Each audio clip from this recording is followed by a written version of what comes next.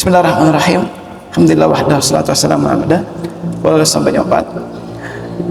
Qala Malik rahimahullah an Jabir bin Abdullah al-Ansari radhiyallahu anhu qala syahidtu ma'a Rasulullah sallallahu alaihi wasallam salatul khauf qasabana saffaini khalfa Rasulullah sallallahu alaihi wasallam wal adu bainana wa bainal qiblah. Di sini masih sifat salat khauf. Hadis Jabir bin Abdullah al-Ansari yang berkata, wa aku menghadiri salat khauf bersama Rasulullah SAW. Ya, kami berbaris bentuk dua kelompok atau dua saf di belakang Rasulullah, dan ini musuh berada di antara kami dengan kiblat, berarti di arah kiblat. Maka Nabi SAW bertakbir, kami bertakbir, maka semuanya bertakbir. Tsumma raka wa raka'na jami'a. Kemudian dan ruku, kami pun ruku. Ya, semuanya pun ruku. Ya, kemudian tsumma rafa'a ra'sahu min ar-ruku'i wa rafa'na jami'a. Tsumma inhadara bis-sujud was-saffu alladhi yalaihi wa qama as-safful mu'akhkhar fi nahdil adu.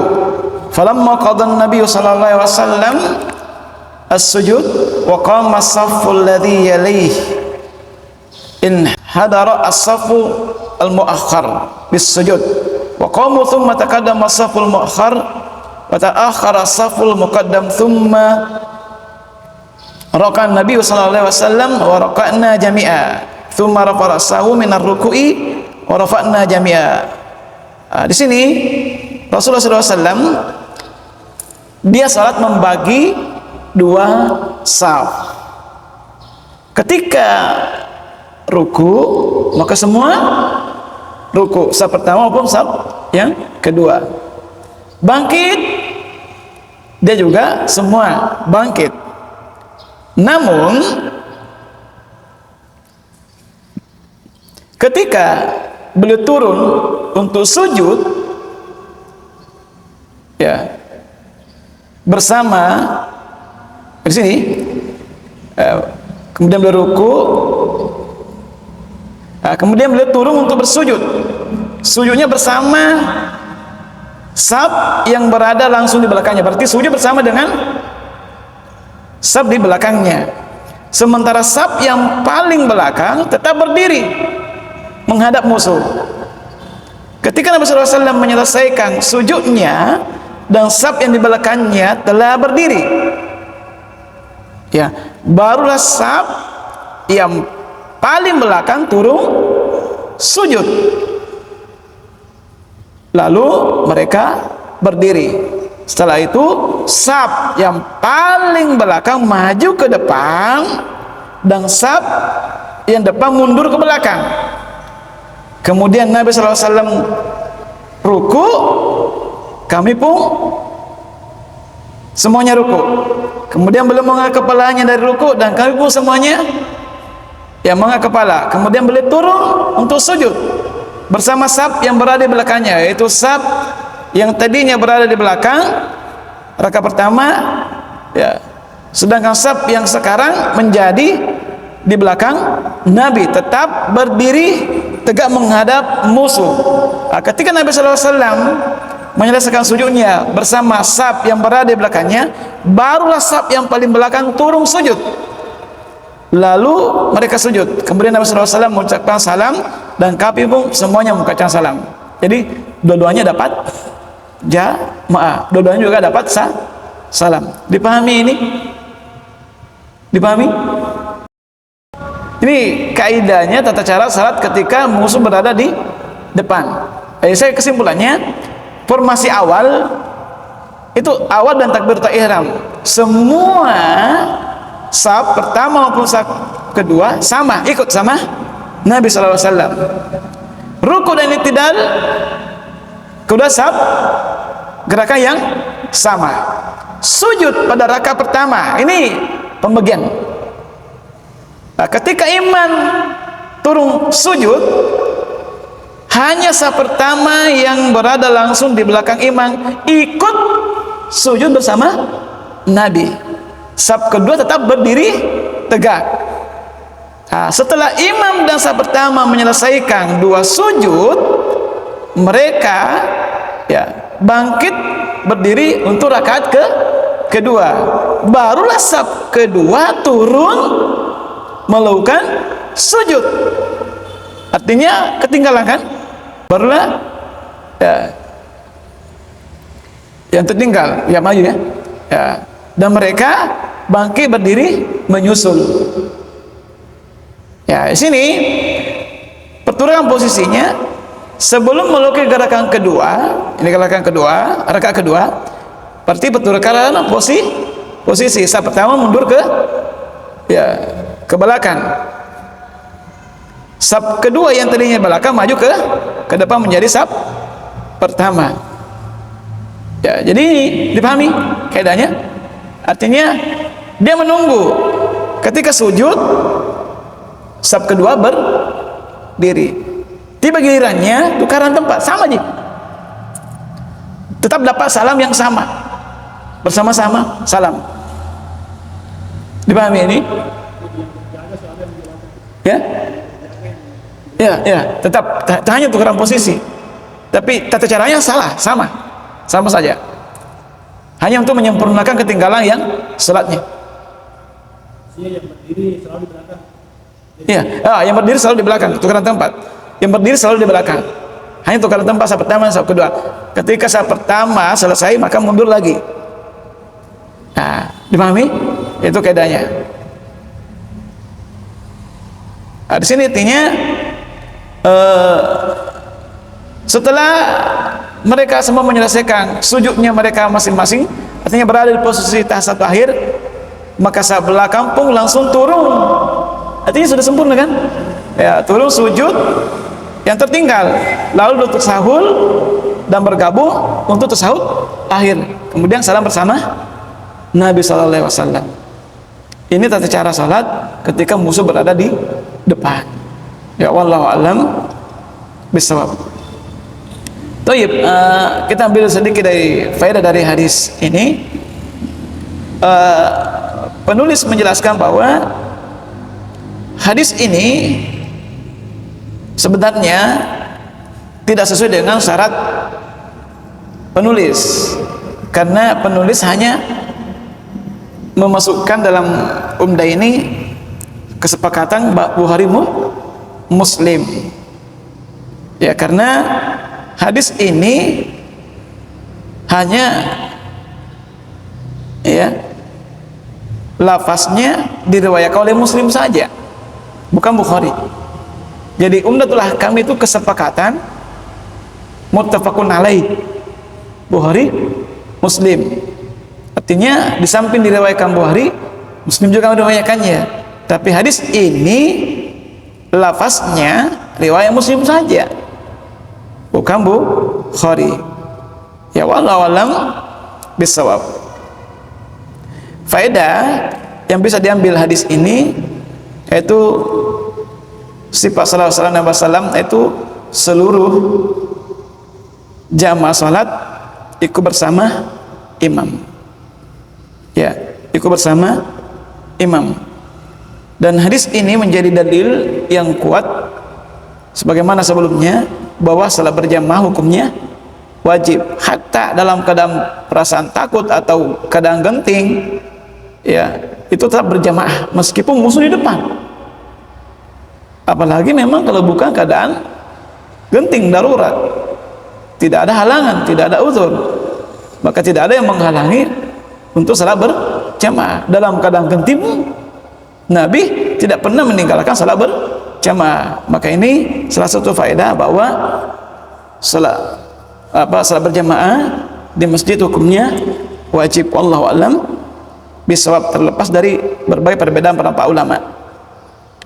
Baik, di sini juga satu faedah bahwa wa fihi anna al-ahkam qad tataghayyar bi taghayyuril ahwali wadh-dhurufi hatta fil ibadat. Di dalamnya terdapat pelajaran bahwa hukum-hukum syariat itu dapat berubah seiring dengan berubahnya situasi dan kondisi. Al-hukmu yaduru ma'al illah. Hukum berputar itu adanya sebab. Ya.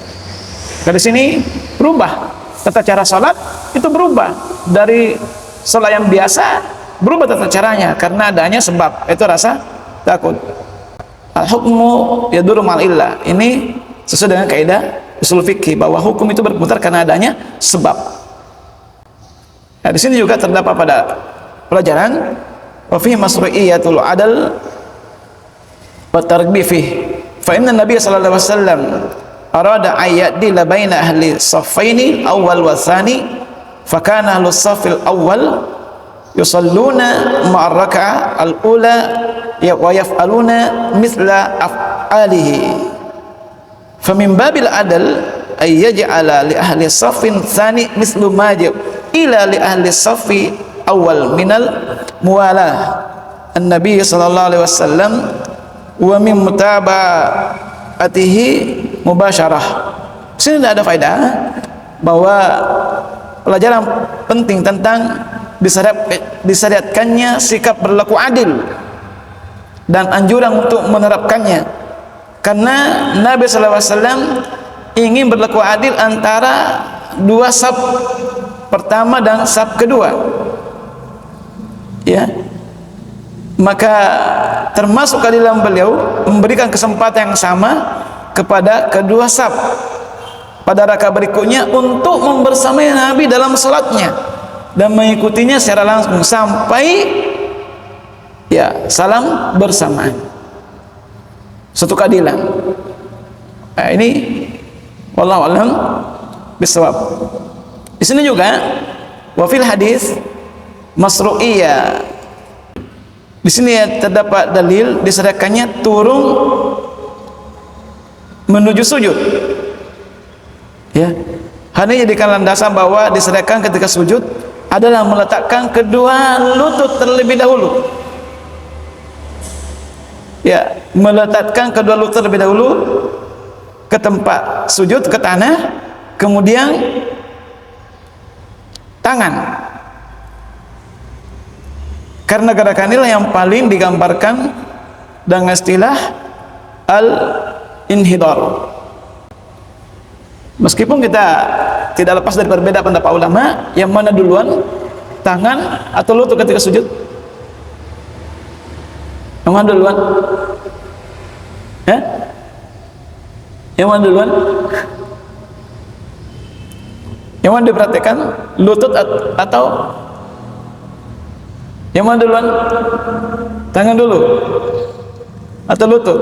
Ini tidak lepas dari kita tidak bahas masalah perbedaan pendapat ulama, tapi sini pendapat yang salah satu pendapat ulama bahwa berdasarkan hadis ini inhidar, maksudnya di situ adalah lutut dulu baru tangan. Wallahu a'lam bishawab.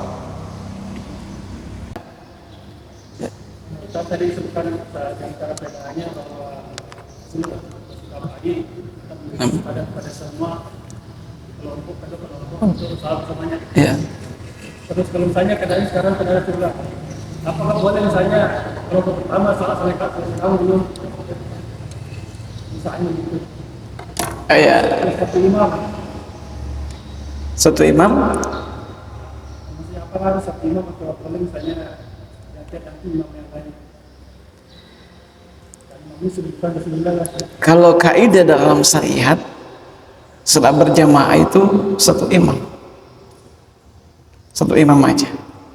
Makanya seperti Imam Syafi'i itu sangat tidak menganjurkan untuk salat dua kali dalam satu masjid dengan dua imam yang berbeda, sangat tidak menganjurkan.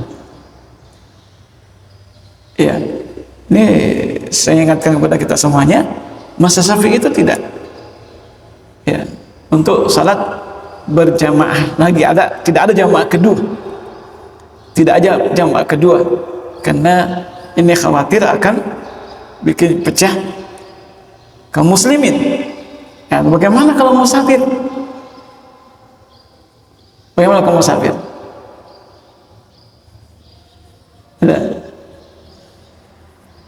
mana musafir? Hukumnya berbeda. Dia kan tamu yang masuk di sini adalah satu tempat, kecuali masjidnya full, tidak muat, banyak orang, maka itu jamaah kedua. Jadi asalnya salat berjamaah itu satu imam, tidak boleh dua, kecuali dalam keadaan satu hal tertentu darurat, seperti masjidnya full, maka jamaah kedua. Maka praktiknya sahabat Rasulullah SAW ketika datang ke masjid selesai berjamaah, dia tidak berjamaah di masjid, tapi pulang ke rumah salat. Ketika mendapati selesai salat, dia tidak ke masjid, pulang ke rumahnya. Coba lihat bagaimana kisah-kisah para sahabat. Mereka mendapati salat selesai, maka pulang ke rumahnya. Dia tidak mengadakan saf jamaah kedua, tidak ada. Nah sini, coba antum baca literatur tentang para sahabat, bagaimana ketika sahabat dia ketinggalan salat berjamaah, pulang ke rumah, dia tidak salat di masjid. Itu jadi para ulama itu sangat bahkan sampai tingkah haram, dilarang jamaah kedua di masjid. Itu kan menimbulkan fitnah besar, kecuali dalam keadaan tertentu.